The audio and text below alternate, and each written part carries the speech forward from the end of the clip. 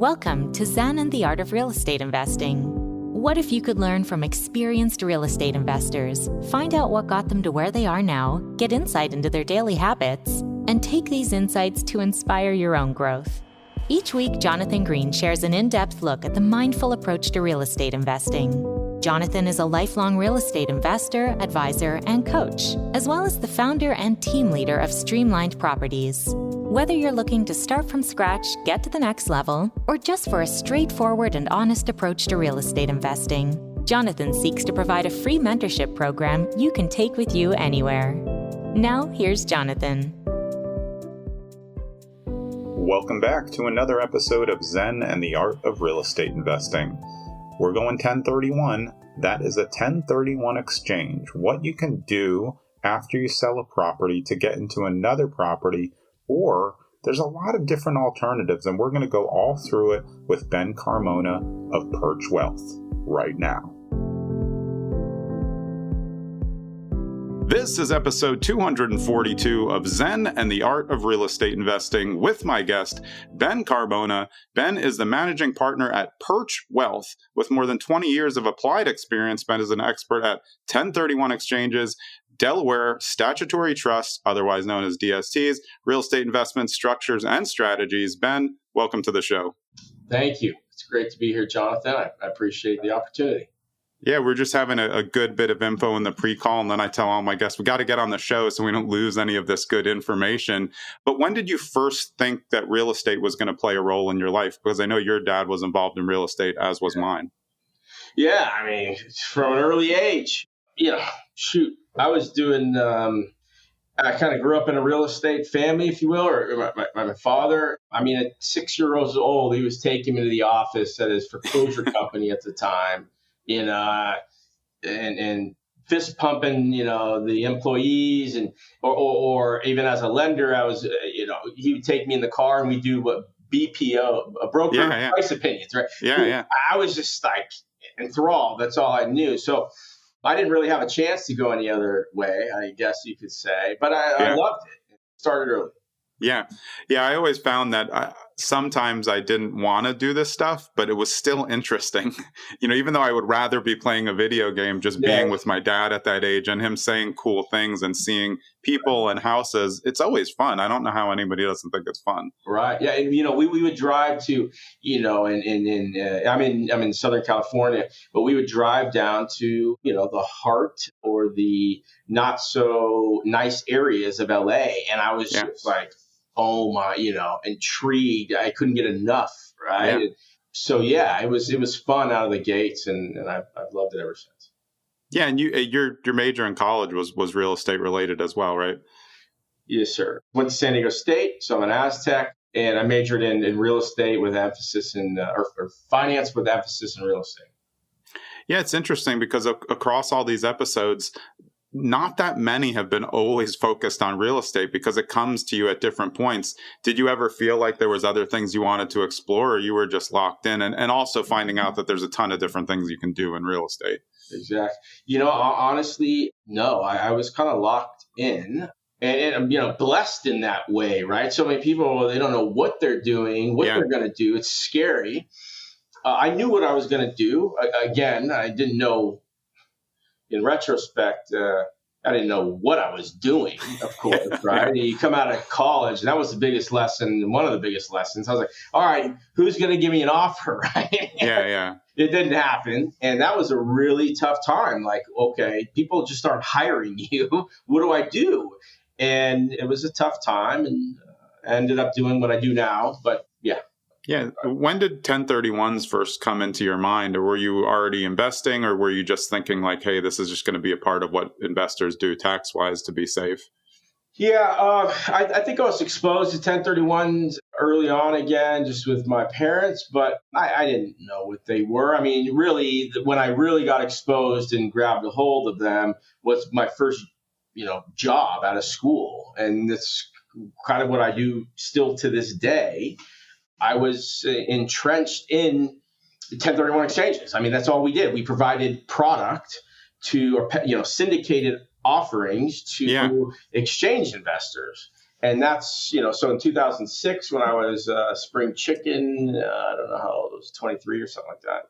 Yeah, and for the listeners, I think that it's good to know that that exists, because I think a lot of people just think that 1031 is hard, including me in the past, because you just have to quickly identify like 3 things off the MLS, and they don't understand that there are companies that provide opportunities to put your 1031 into. That's how you started, right? Yeah, I mean, it's like, look, it's so easy for me, having been in it for so long, but like somebody that owns investment property, and I imagine there are lots of folks that own investment property, they don't know about 1031 exchanges at all, or they've heard about them, and they haven't got into the nitty gritty. So when you hear what feels like for a new, 1031 exchange entrant or participant, it can be overwhelming, right? Like the timelines, the guidelines. Yeah. People understand that, in short, the IRS has given us the opportunity to defer paying taxes on the sale of investment property. But beyond that, they don't really know. So that's where, it can get complicated for folks that are just getting involved. Yeah, I think a lot of people, of course, in theory are like, yeah, I mean, of course I want to kick the can down the road. That makes sense. And then they realize, wait, there's time frames and only this amount of properties. Like, now I feel like I'm compelled to buy something, which definitely can happen. How do you avoid that possibility? We'll get into the intricacies of it. But I know when you're 3 properties there, you really have to buy one of them, I believe, to make it work. How do you avoid that? And that's part of probably what these holding companies do. How do you avoid paying taxes, right? First taxes, but then of course you're left with the choosable properties, and what if they don't work out? Right. Yeah, and you look, 1031 exchange has been around for over 100 years now, right? The most powerful code in the tax code by far. It's the only code that allows you to defer, and then one day you pass away and all the deferred taxes go away. Your beneficiaries inherit the asset. But I'll just touch on the rules briefly, and I know your audience will know, but so the day you close escrow on the sale of your investment property, you have 45 days to identify suitable replacement properties. Within that 45-day period of time, you can change your identifications as many times as you want, right? Week 1, these are the properties that I'm going to get. All 3 of these, boom, these are the ones.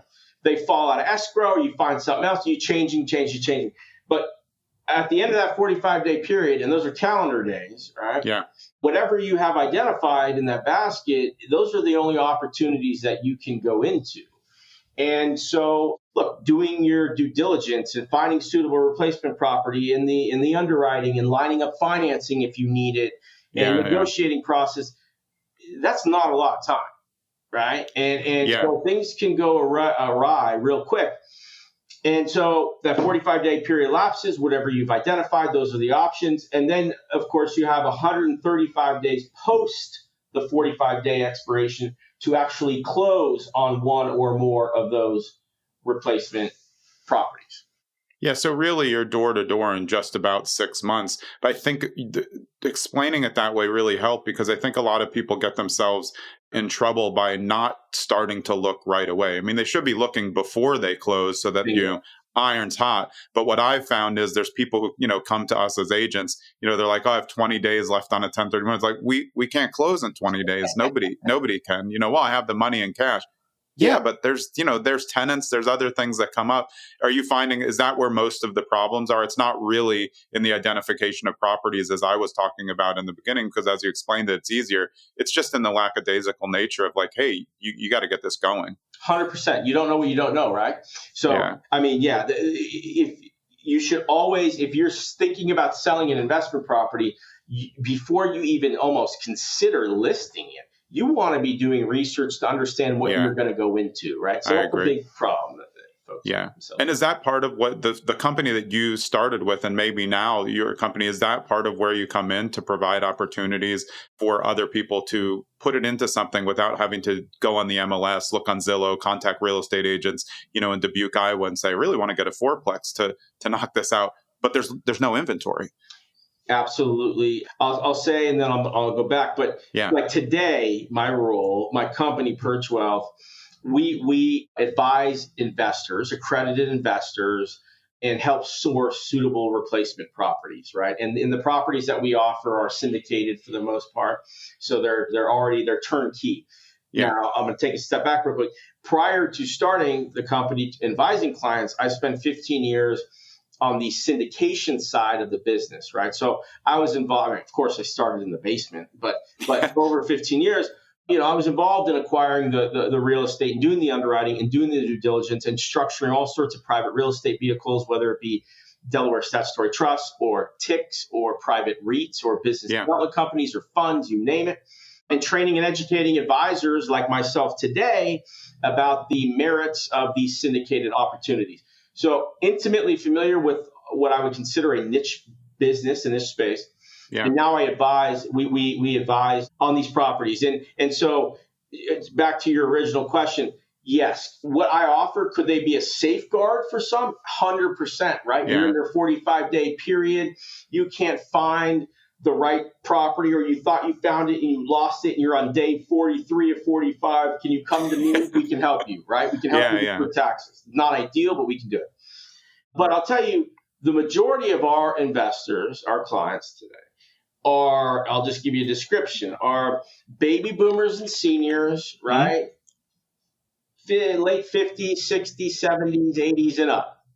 These folks have worked tirelessly all their life to accumulate what they have, right? Buying property after property, managing them, fixing them up themselves, working their butts off. And now they're in a position where they are absolutely over managing properties. They don't want to deal with it anymore at all. And they're hoping and dreaming and praying of a solution out there that will allow them to sell, defer the taxes, get into something passive, and collect an income stream. And then one more thing, and then I'll pause in terms of the description. Our clients are also that fall in that basket. More times than not, they're earning between 1% and 3% income based on today's values, right? They've owned it for 20, 30 years. They haven't ratcheted up rents. They haven't kept up. And then also they have very little to no cost basis, right? So they're earning 1% to 3%, very little, and they're paying 100% ordinary income tax on the little that they're earning. Yeah. And so there's so many benefits that we can offer these folks aside from going from active to passive, increasing income, so on and so forth. Yeah, and I think the age range is important because myself, I mean, I really only started investing in syndications last year, when I'm over 50, because it just didn't seem like fun. And now I'm thinking, why wasn't I doing this the whole time? This is great. But somebody can, sell a 10-unit apartment and then take that and invest into a syndication as part of a 1031 because they both qualify as investment vehicles. Am I right about that? Absolutely. Yes. And that brings up, yes, you can sell your own investment property. You can go into a syndication as long as it's considered like kind or investment property, right? Real property ownership. And that's one of the big misconceptions, I'll tell you, Jonathan, going back to our prior question. Yeah. There's this misconception that if you own a multifamily as an investment property, you have to buy multifamily. Like that's it. That's all you got. I mean, the thing is, that's what seems like kind should be. So people aren't crazy for thinking that. I used to think that for sure. And that's why it seemed more difficult to me. 100%. And shame on the IRS, right? But you could sell land and buy a hotel. You sell a hotel and buy, multifamily. It's investment property for investment. Yeah, I think that helps a lot of people know that it's a little bit more of a malleable vehicle than they thought. I know that because that's what I used to think that you could grow, especially like you're saying, people who are just tired of being landlords. I definitely got there before the age range. Was never a huge fan, even though that's how I kind of learned how to be a landlord through my dad. But I think it's smart that people can figure it out along the way.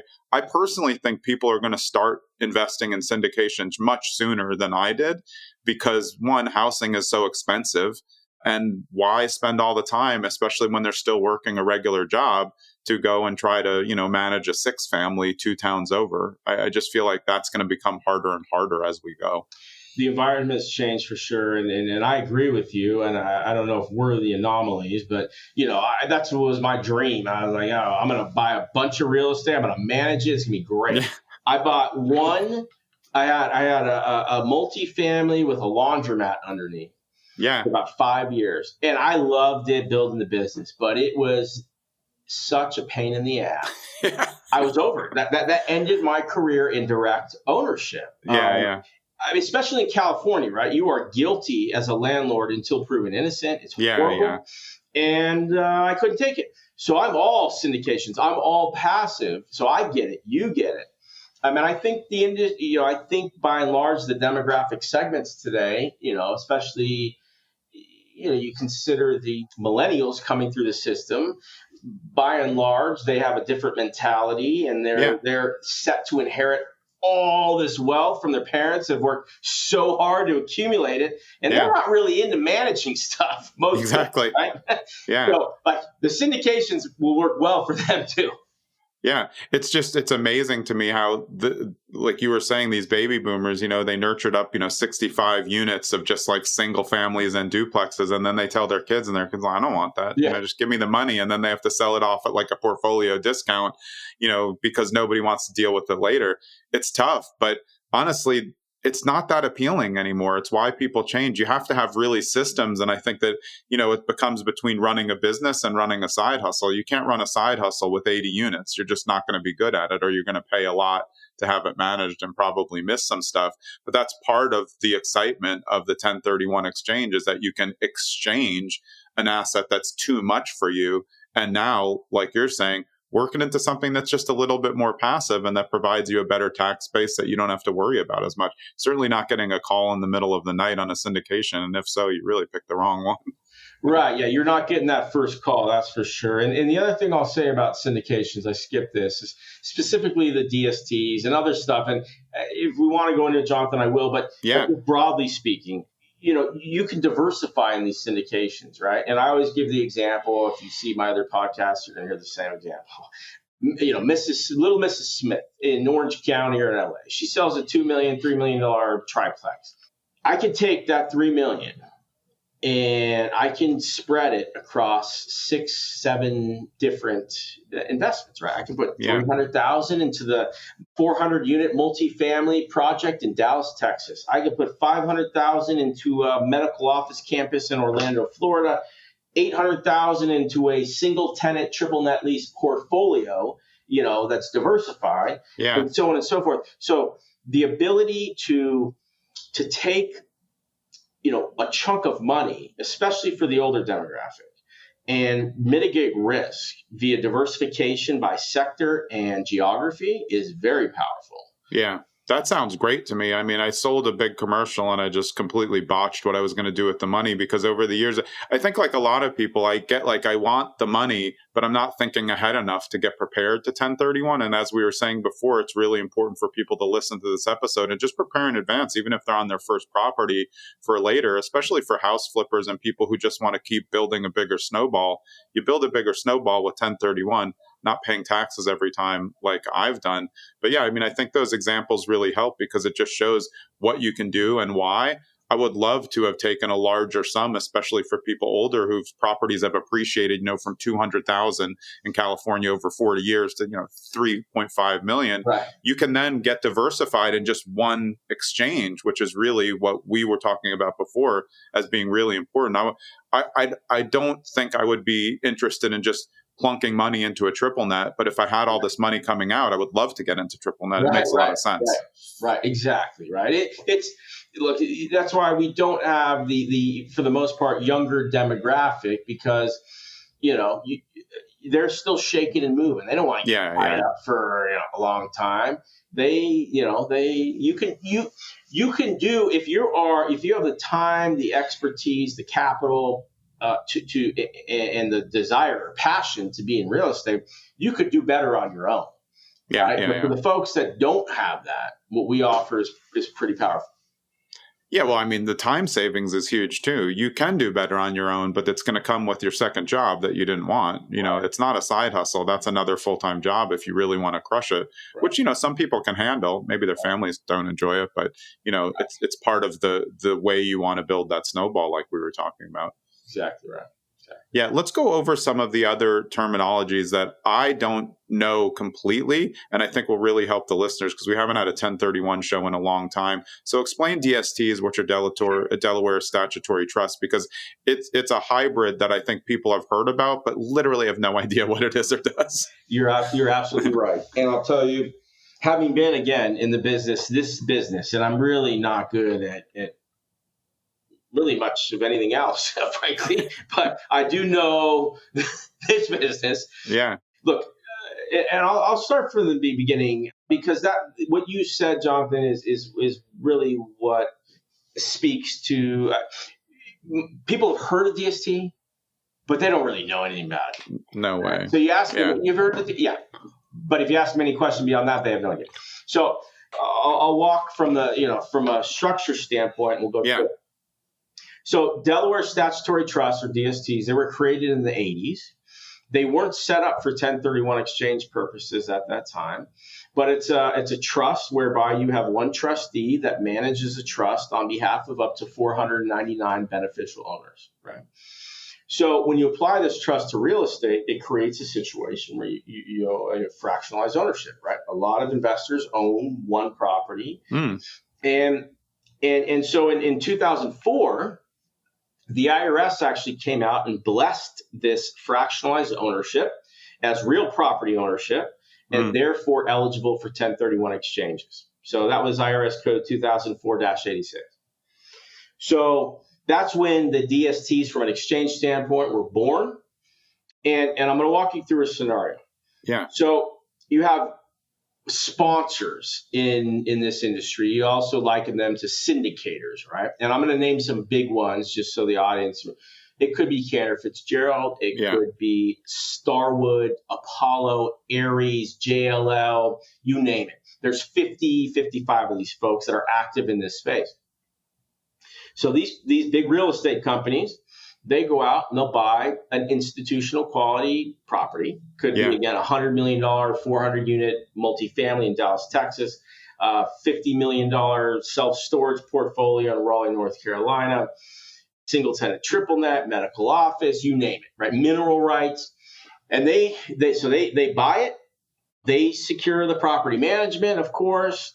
If there's debt, some of them have debt, some of them don't have debt. If there's leverage, they secure the leverage, and then they turn around and they offer this fully, already acquired, fully stabilized, income-producing property to retail investors like you and I. And so you, Jonathan, if you're in an exchange for $1 million, you're selling your property, you can take some or all of your proceeds and exchange into one or 10 different deals, right? So there are turnkey replacement property solutions that are income producing. You can close on in a week. We didn't touch on debt, but think about leverage today, right? That's tough to come by, right? It's great. You can get decent cap rates, but then you get into the debt and you're all of a sudden it's upside down. It doesn't work.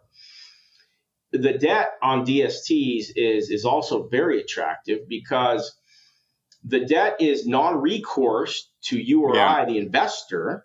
It's recourse to the sponsor who's the guarantor on the loan. And so investors can walk right in.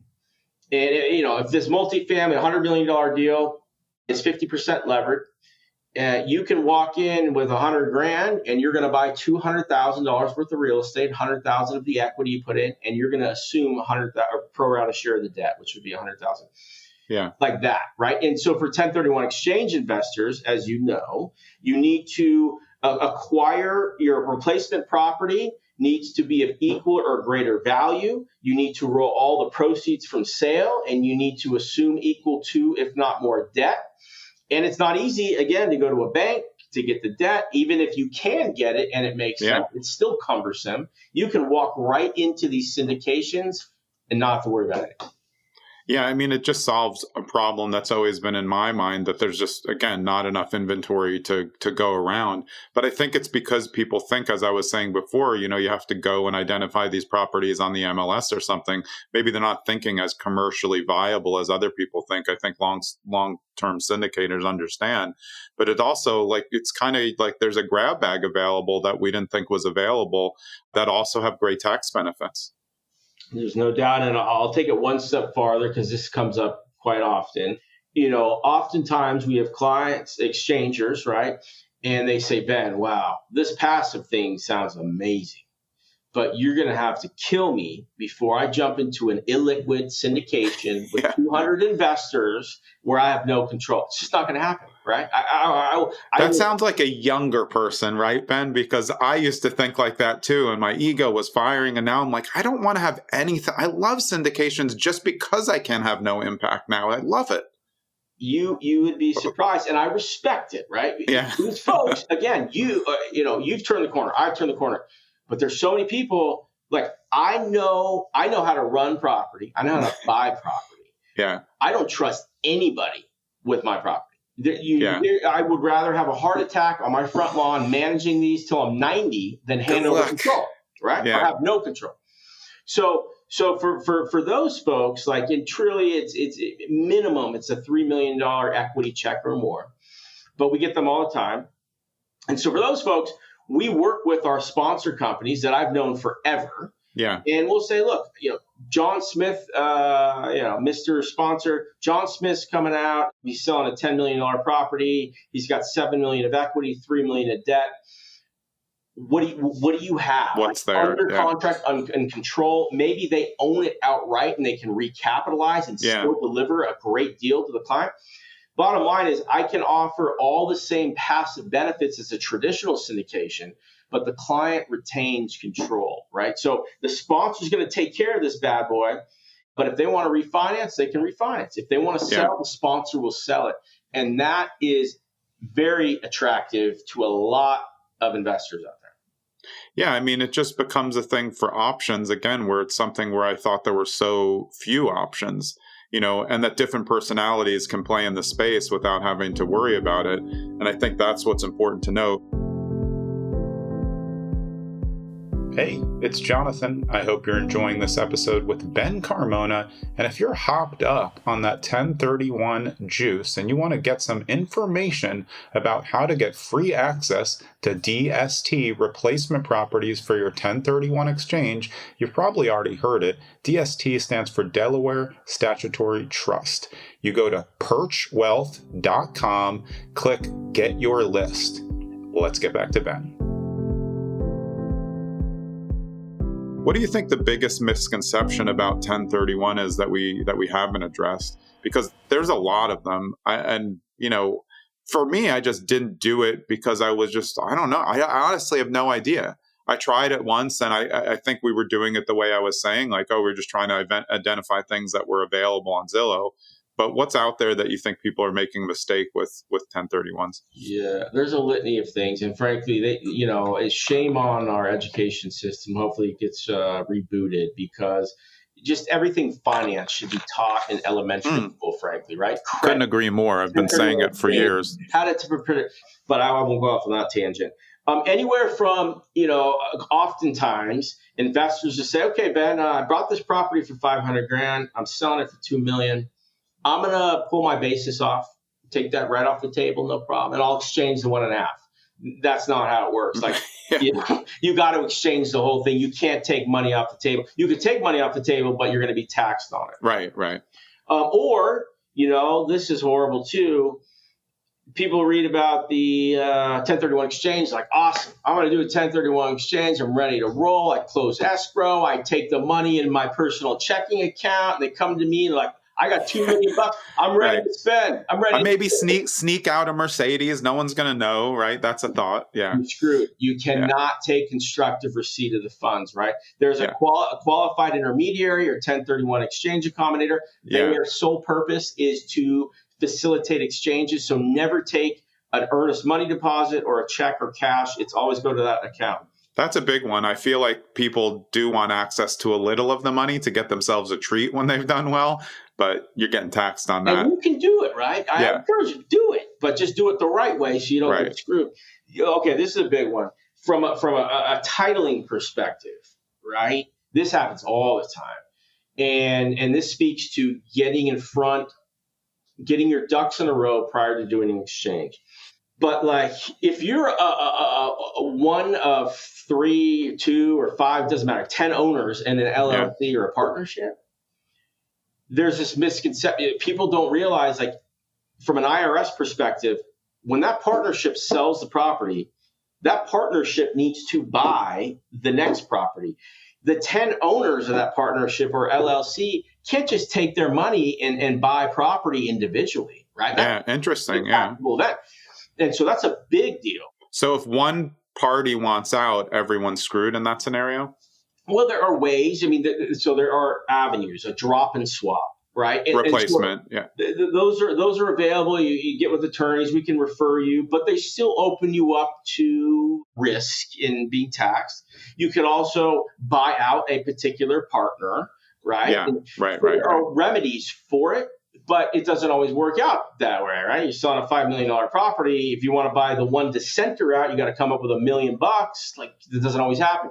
So you want to, the IRS wants to see the same ownership structure for 2 years prior to you selling and reinvesting. So, for example, my father just went through this a couple years ago. He owned, in an LLC, 3 partners. They wanted to sell a property and do an exchange, but they wanted to go their separate ways. So they, instead of selling that, which would have been problematic, they re-registered the title, they dissolved the LLC, and they each took ownership as, tenants in common. Yeah. And so they waited 2 years, and now they're in a position where when they sell, they can go their separate ways.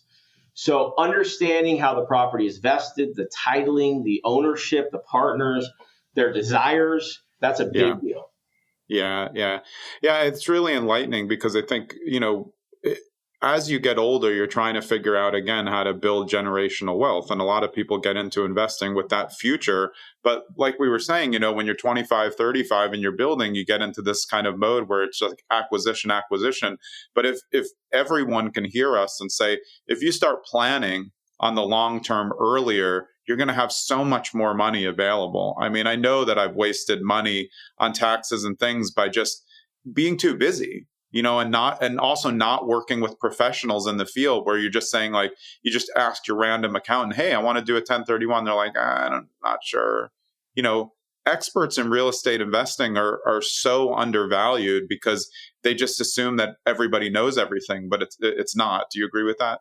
So true. So I can't tell you, and this isn't to be disparaging against the other professionals out there. I get it, but I can't tell you how many times attorneys or CPAs who are advising their clients when they shouldn't be around 1031 exchanges are giving false information. These folks, I can't speak for all of them, but I feel like they would rather their clients trust them to the end of the earth. And they would rather tell them something rather than just tell them, I'm not familiar with sure. Which is major, not the way it should be. Yeah. But that happens all the time. And that's another thing that the audience should be aware of. Unless your guy is a real estate focused professional, you seek other advice, right? Not abandon him, but just get experts on the side. It just makes sense. And I mean, I've definitely failed at this in my life, but I think I'm understanding more and more now. So it helps me having, this vehicle to tell people, like, no, don't do what I did. Find the experts in everything. Whatever you spend is going to save you way more in the long run. Anything, 1031, cost seg, all of these opportunities to just make smarter investments and have someone look at your overall portfolio. You look, accountant who does your taxes, they're not supposed to know all that stuff. Right. They're too busy doing everybody else's taxes. They may know more than somebody else next to them, but they're not an expert in the real estate, dynamic. They may not understand real estate professional. They may have never heard of a Delaware Statutory Trust. So these are things that you really need to focus on. Is that part of what you guys think separates you as a company? Because you're very focused. You in particular are just very focused on a small niche. Like you said, you don't really know that much on anything else. This is your thing. No, I'll tell you. Look, I'll tell you. I appreciate the question. So I have my business partner, who Gersten, was a former real estate attorney. And then we have 11 advisors nationwide, New Jersey, where you are, Ohio, Georgia, California, Arizona, Texas, Florida. So we service clients all over the nation. But I'll tell you, the difference is not only the collective people, without question, but I'll tell you, my 15 years on that syndication side, yes, I was putting together the deals, but going out and visiting and meeting with the advisors that my competitors today that represent these products, and I feel bad saying it, if they see they're going to be upset, but so be it. It's the truth.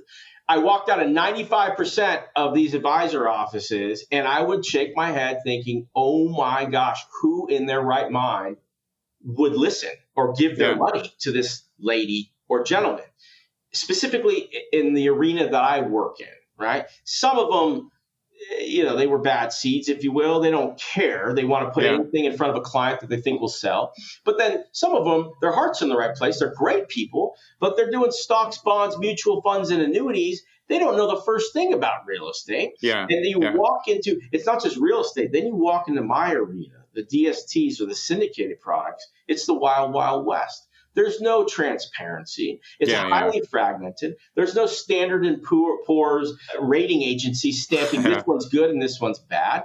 There's nothing. There's forums, and forums are all skewed just like Yelp reviews. That's the thing. You have no idea. It's horrible. And so, that's really why I got tired of the corporate world. But I thought, okay, how can I control things? How can I help? And it was on this side as an advisor, knowing the business as well as I do. I don't have a crystal ball. I can't guarantee anything. Yeah. But I can sure help investors avoid 70% of the garbage out there and steer them toward the prudent asset managers that do care about investors. Yeah. And so that's really the difference in what we do, is that we actually know these products and the CEOs on down from the sponsors. And that's a huge differentiator. Yeah. And I mean, part of that is understanding what the client's really needs are, depending on their age and depending on who their heirs are and what they're trying to do with their money, because some people want to leverage it differently. Maybe they want to get more cash flow or they want more appreciation. So that's what helps you guys, because you have a bevy of opportunities out there where you can focus on clients, different views, and then say, okay, I think this is better for you, instead of just making it, we have one thing available. Like when somebody goes, to Chase to just get a home loan, it's like, well, they have one product basically, instead of a broker, which has, 30 different lenders with all these other different products. 100%. I'll just say one comment on that. And again, it is what it is. Like the wirehouses, right? UBS, Merrill Lynch, Morgan Stanley, they just got into the syndication game, right? And these are all great people. Yeah. For the most part, I don't know them, but I'm sure most of them are great people. They know very little about 1031 exchanges. Yeah. They maybe have access to like one or two deals that Merrill or Morgan says that you can sell. Right? And that speaks to what you were saying. It's not their expertise. They have a limited scope of what's out there. Yeah. We don't have that, right? I'm fully objective. I have access to 150. Right. And we specialize in what we do. So, just like any industry, there's things you need to look out for. And back to your question about where we add value, we know how to navigate this space in such a way, to be valuable to clients. Do you think over the next, say, 10 years that the avatar for your company age range may go down a little bit? Because just the way that I'm seeing it, people, I think, are getting more savvy. There's more information out there. A lot of terrible information out there, as we've talked about. But I just feel like, especially as things are volatile, you start to think about how you can protect your wealth more. And this is all part of wealth protection for, your kids and future generations. There's no doubt. I mean, look, for the next 20 to 30 years, there's a long runway with the baby boomers and the seniors, right? But then as we touched on, who are the beneficiaries or benefactors of all their wealth? It's going to be the millennial generation, and they have different aspirations and desires and work ethics. Yeah. But beyond that, and I don't mean to go on a different channel, we talked about 1031s today, but in general, I'll say, and this is powerful, I'll say this to your audience. Going back to 2008, the segments that we work with, You could have done every single thing right. You could have allocated 60, 40. You could have had cash. You had real estate. You were diversified, and you still got crushed. Right? And then so fast forward to today, everybody's back for the most part. Right? Yeah. Everything's come back. They're feeling good again. They can't afford to let another 2008 happen. So then you start doing analysis. Okay, well, in 2008, who did well? Who did well? Who survived? Yeah. Of course, the big boys, the institutions, the endowments. Okay, well, how did they survive? Well, they were allocated like 40 or 50% to, broadly speaking, alternative investments, right? Yeah. Those investments that are not traded on an exchange or tied to bonds and interest rates. And so when you say the 1031 exchange offerings that we specialize in also fall within this alternative investment basket, right? And so investors today, and it doesn't need to be for me by any means, but just something to consider. If you come back, your bonds are back, your equities are back, your real estate's back, your cash, you're sitting pretty, you don't want to lose everything. What can you do to diversify and mitigate risk to potentially avoid another 2008, especially with all the uncertainty today? Yeah. And I would encourage the audience to explore those alternative investments, right? Invest in private equity or private debt or private real estate investments that are not tied to exchanges, that have, low leverage, that are income producing, that are invested in defensive, resilient sectors like multifamily or healthcare. That's where you need to have a bucket of your money, in my opinion. Yeah. And going back on something that you said earlier about the people who don't want things that are illiquid, we all need things that are illiquid. Yes. You may think that you don't, but you do, because the reason that I put a lot of money in index funds is because I'm not going to touch it. It's more liquid than what we're saying a syndication, but I put it there, so I'm not going to touch it. And I'm doing the same now with syndications. I need it to be illiquid or I'm going to do something dumb. Yeah. And I'm smart, but it's like you have to protect against yourself, because I think your ego can get away with you in real estate. Your friend comes to you, oh, great multifamily deal. We'll manage it, ourselves. And there's a lot of fake syndicators out there. So to be able to know what you want to put in there, you have to accept that illiquid is the smart part of it, because you're just protecting from yourself. You're so right. You're so right. I've seen it happen. And it is difficult even for myself, right? For years. But yeah. It's the folks that, it's funny, they were complaining and griping and freaking out when the assets were illiquid. But those folks made out way better than their friends. Exactly. Right? I think, we get the benefit of age. I learned my lesson, in 2008, I got nervous. So I just started huddling cash, and I just left everything in cash for years because I was just so panicked, and I could have made so much more money. So now going into a weird time, now I'm fine. I'm just leaving stuff alone, and I'm actually acquiring more, but you have to get there through time. But that's why things like this, where you can get information for free, hear somebody who has an expertise in just this niche tell you hey, this is a time. Just everybody listen, just accept illiquidity. It's good.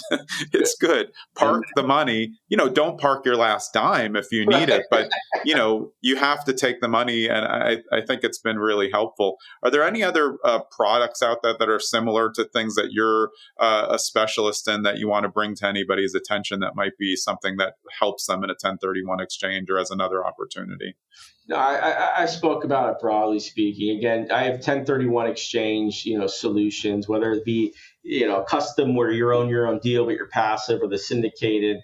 Other than that, just the alternative investment bucket. I mean, oftentimes, our clients that do an exchange, we build a relationship. They come back and they say, look, we have this money in the account. We're not doing anything with it. What should we do?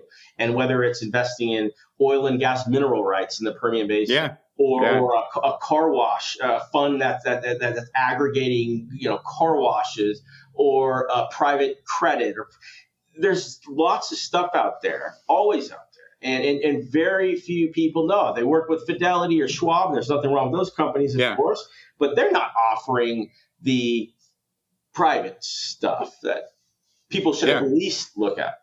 Yeah, I agree. And I'm glad that you mentioned that, because I wanted to bring it up before. I think that the diversification part is so important. As I was saying before, I'm not going to go and look to invest in a car wash on my own. But hey, if I can take some money and park it into a car wash syndication, especially coming out of a 1031 where I can get, a piece of a car wash, or geographically you can diversify and say, Yes. The thing that I found so interesting about syndications is now I have units, a very small percentage, but I have units in areas that I like that I'm not going to buy a one-off. Dallas, Chicago, Madison, Wisconsin, that's where my syndications are. Now I have a part of that and I don't have to do anything. But at least I can say, I'm in those markets and I can see how it works. And I think that when you were going over very early all the opportunities that somebody can have if they're 1031ing a big bucket, it's just cool that you can get into stuff that you wouldn't necessarily do offhand. But now, since you have X amount of money, you might as well diversify it while you can, especially when you can, put 50 to 100K or more in chunks into accredited investments. You hit it on the head. And we have clients that come to us and say, Ben, I just have $3 million in cash. I want to buy a DST, or I want to buy this piece of real estate. And I say, look, Ms. Smith, you're 7 years old. You do not need to be investing that money in one property. Your point, right? I can take that and I can put it in 5-6 different funds that are highly diversified, that have less fees, a better return profile. You don't need to buy one property. Yeah. So to your point, you're exactly right. Yeah, I mean, that's just safe investing strategy.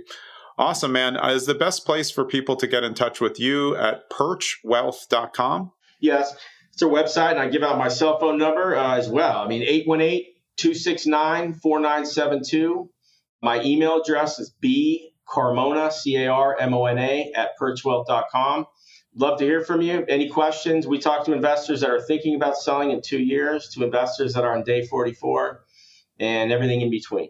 So we'd love to hear from you, and I appreciate so much the time, Jonathan. This has been great. Yeah. When you said 818, it just brought back memories, because I remember when the 818 area code came out. I was living in California. I was in junior high school, and I got my first phone, and it was an 818. It was 818-505-8988. I have a crazy, weird photographic memory. But you said it, and I'm like, oh, man, I really miss 818, because I remember when it went from 213, I think, to just 818 when they opened that baby, for the Valley. It's right. I was in North North Hollywood. Just give me that 818 again. I love it. Awesome, man. Well, it's been a pleasure spending the time. I really appreciate you taking the time and enlightening people on these 1031s. And I look forward to staying in touch with you.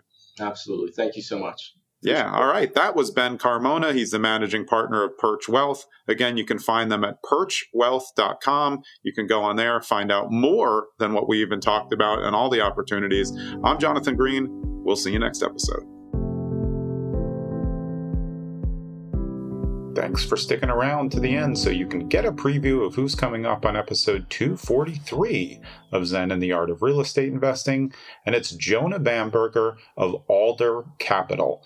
Alder Capital is grounded in disciplined fundamentals and institutional experience.